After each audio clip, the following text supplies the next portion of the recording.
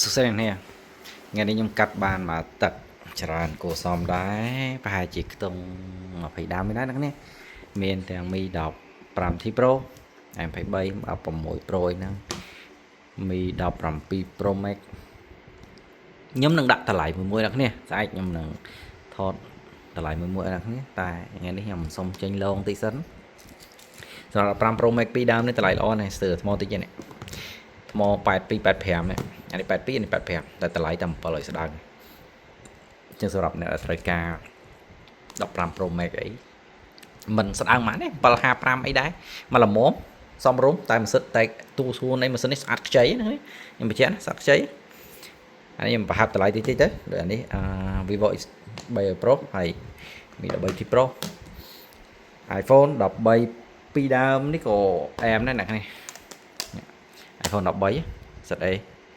2ដើមនេះតម្លៃល្អមែនទេ200មើលខ្ញុំផ្លេចថ្លៃ$265នេះប្រហែល iPhone 12 128G $265ទេទូទៅស្អាតវាសឹកតែភុំលេនកាមេរ៉ាតិចតិចហ្នឹងទេនេះតែប៉ុណ្្នឹងទេហើយបន្ទូខ្លួននេះនៅស្អាតទាំងអស់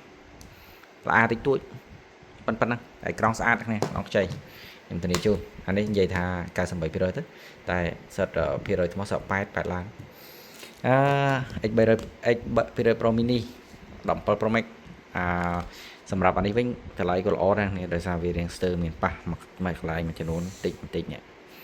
តែតម្លៃវាតា3ស្ដាងនេះ3កេះចាំមែន4ស្ដាងខ្ញុំតាមពិតខ្ញុំចង់លក់4ស្ដាងដោយសារយើងលក់ស្អាតនៅ499ឡើយតែនេះខ្ញុំដក discount 100មកដើមនេះ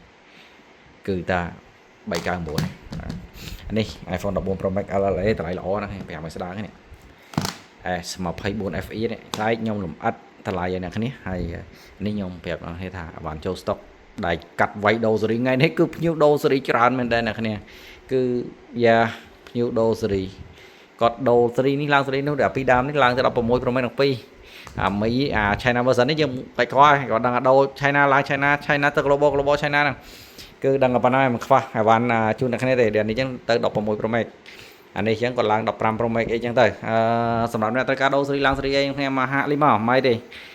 តម្លៃហាងឆេងការផ្លាស់ប្ដូរងាយស្រួលលឿនរហ័សតន់ចិត្ត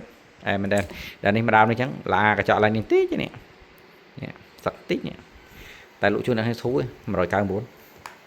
$199 ពិសេស 6 Pro នេះពិសេស7 Pro ឯង200ជាងពិសេស7 Pro ស្អែកខ្ញុំលំអិតតម្លៃឲ្យអ្នកខ្ញុំមួយថ្ងៃនេះខ្ញុំខុសដែលខ្ញុំកាត់បានទាំងអស់ហ្នឹងអរគុណបាយ